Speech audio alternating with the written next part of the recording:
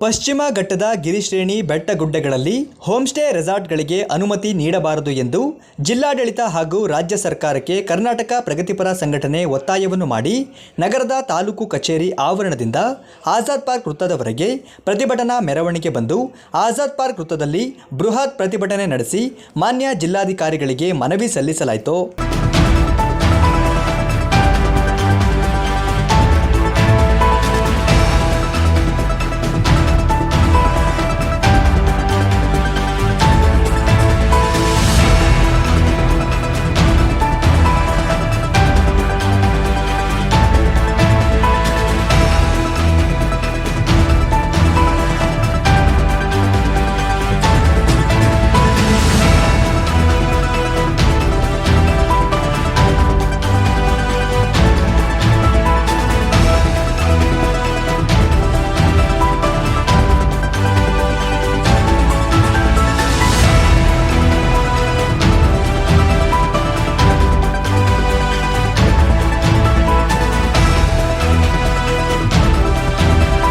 ಬಳಿಕ ಮಾತನಾಡಿದ ಕರ್ನಾಟಕ ಪ್ರಗತಿಪರ ಸಂಘಟನೆಯ ಮುಖಂಡರಾದ ಸುರೇಶ್ ಅವರು, ಪಶ್ಚಿಮ ಘಟ್ಟದಲ್ಲಿ ಹೋಮ್ಸ್ಟೇ ರೆಸಾರ್ಟ್ಗಳಿಗೆ ಅನುಮತಿ ನೀಡಿದ್ದಲ್ಲಿ ಮುಂದಿನ ದಿನಗಳಲ್ಲಿ ವಯನಾಡಿನಲ್ಲಿ ಆದ ದುರಂತ ನಮ್ಮ ಚಿಕ್ಕಮಗಳೂರಿಗೂ ಆಗುತ್ತದೆ ಎಂದು ಹೇಳಿದರು.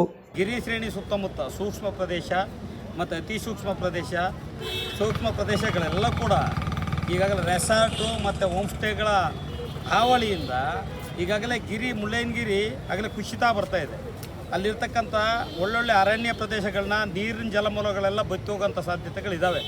ಈ ದುರಂತ ನಡಿಬಾರ್ದು ಅಂತೇಳಿ ಇವತ್ತಾಗಲೇ ನಾವು ಈ ಕಾರ್ಯಕ್ರಮನ ಆಯೋಜನೆ ಮಾಡಿ ಜಿಲ್ಲಾಧಿಕಾರಿ ಮೂಲಕ ಸರ್ಕಾರಕ್ಕೆ ಮತ್ತು ಕೇಂದ್ರ ಸರ್ಕಾರಕ್ಕೆ ಮತ್ತು ಜಿಲ್ಲಾಧಿಕಾರಿಗೆ ಮನವಿ ಕೊಡೋಕೆ ಹೊರಟಿದ್ವಿ. ಸೊ ಏನಂತಂದರೆ ಈಗಾಗಲೇ ಸಾಮ್ರಾಜ್ಯಶಾಹಿ ಜಾಗತೀಕರಣ ಬಂದಾದ ಮೇಲೆ ಇಡೀ ರಾಜ್ಯ, ದೇಶ, ಜಗತ್ತು ದೊಡ್ಡ ದುರಂತಕ್ಕೊಳಗಾಗಿದೆ. ಈಗಾಗಲೇ ನೋಡ್ತಾ ಬಂದಿದ್ವಿ. ಮಾಧವ ಗಾಡ್ಗಿಲ್ರವರು ಈ ಹಿಂದೆ ಸಂಪೂರ್ಣ ವರದಿಗಳನ್ನ ಇಟ್ಟಿದ್ದಾರೆ. ಸೂಕ್ಷ್ಮ ಪ್ರದೇಶಗಳನ್ನ, ಅತಿ ಸೂಕ್ಷ್ಮ ಪ್ರದೇಶಗಳನ್ನ, ಆಮೇಲೆ ಗೋವಾದಲ್ಲಿ ನಡೀತಕ್ಕಂಥ ಏನು ಕಲ್ಲು ಗಣಿಗಾರಿಕೆಯನ್ನು, ಆಮೇಲೆ ಮಲೆನಾಡಲ್ಲಿ ನಡೀತಕ್ಕಂಥ ಕಲ್ಲು ಗಣಿಗಾರಿಕೆಯನ್ನು ಸುಮಾರು 6 ರಾಜ್ಯಗಳ ಏನು ಈ ಮಾಫಿಯಾಗಳು ಏನಿದ್ದಾವೆ ಇದೆಲ್ಲವೂ ಕೂಡ ರದ್ದಾಗಬೇಕು. 6 ರಾಜ್ಯದಲ್ಲಿ ಏನು 1,80,000 ಕಿಲೋಮೀಟ್ರ್ ಏನೋ ಅಷ್ಟು ಕಾಡು ಏನು ಸೂಕ್ಷ್ಮ ಪ್ರದೇಶ ಅಂತಿದೆ, ಆ ಪ್ರದೇಶನ ಉಳಿಸ್ಬೇಕು.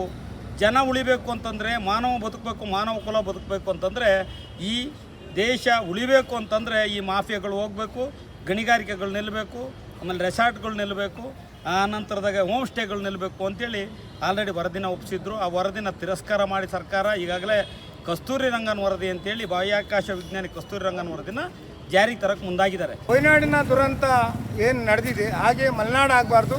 ವಯನಾಡಿನಗಿಂತಲೂ ದೊಡ್ಡ ಗುಡ್ಡ ನಮ್ಮ ಕರ್ನಾಟಕದ ಚಿಕ್ಕಮಗಳೂರಿನ ಮುಳ್ಳಯ್ಯನಗಿರಿ ಇದೆ.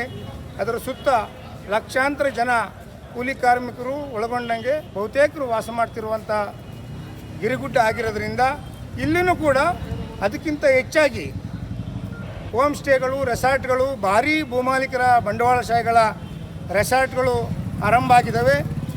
ರಾಜ್ಯವನ್ನು ಆಳ್ತಕ್ಕಂಥ, ದೇಶವನ್ನು ಆಳ್ತಕ್ಕಂಥ ಎಲ್ಲ ರಾಜಕಾರಣಿಗಳು ಚಿಕ್ಕಮಗಳೂರಿಗೆ ಲಗ್ಗೆ ಇಟ್ಟು ಭಾರೀ ಭೂಮಿನ ಖರೀದಿ ಮಾಡೋದ್ರ ಮೂಲಕ ಇಲ್ಲಿ ಹೋಮ್ ಸ್ಟೇಗಳನ್ನ ತೆರೀತಿದ್ದಾರೆ. ಆ ಹಿನ್ನೆಲೆಯಿಂದಲೇ ಇವತ್ತು ಈ ಹೋಮ್ ಸ್ಟೇಗಳನ್ನ ರದ್ದು ಮಾಡಲಿಕ್ಕೆ ಆಗ್ತಾಯಿಲ್ಲ, ಈ ದುರಂತಗಳನ್ನ ತಪ್ಪಿಸ್ಲಿಕ್ಕೆ ಆಗ್ತಾಯಿಲ್ಲ. ಒಂದು ನೋಟದ ಪ್ರಕಾರ ಈ ದುರಂತಕ್ಕೆ ಪ್ರಮುಖವಾಗಿ ಅವರೇ ಕಾರಣ ಅಂತೇಳಿ ನಾವು ಈ ನಮ್ಮ ಸಂಘಟನೆಯಿಂದ ಒತ್ತಾಯ ಮಾಡ್ತೀವಿ. ಈ ದುರಂತ ಏನು ನಡೆದಿದೆ ಇದಕ್ಕೆಲ್ಲ ಸರ್ಕಾರಗಳು ಹೊಣೆ, ಅದನ್ನು ಖಂಡಿಸ್ತೀವಿ ಅಂತೇಳಿ ಈ ಸಂದರ್ಭದಲ್ಲಿ ಹೇಳ್ತಾ, ಏನು ಅಲ್ಲಿ ಟೀ ಎಸ್ಟೇಟಿನ ಸುತ್ತಮುತ್ತ ವಾಸ ಮಾಡ್ತಕ್ಕಂಥ, ವಯನಾಡಿನ ಸುತ್ತಮುತ್ತ ವಾಸ ಮಾಡ್ತಕ್ಕಂಥ ಕೂಲಿ ಕಾರ್ಮಿಕರು, ಟೀ ಎಸ್ಟೇಟಿನ ಕಾರ್ಮಿಕರು, ಸಾವಿರಾರು ಜನರ ಸಾವಿಗೆ ಅಲ್ಲಿನ ಸರ್ಕಾರ, ಕೇಂದ್ರ ಸರ್ಕಾರ ಹೊಣೆಯಾಗಿದೆ.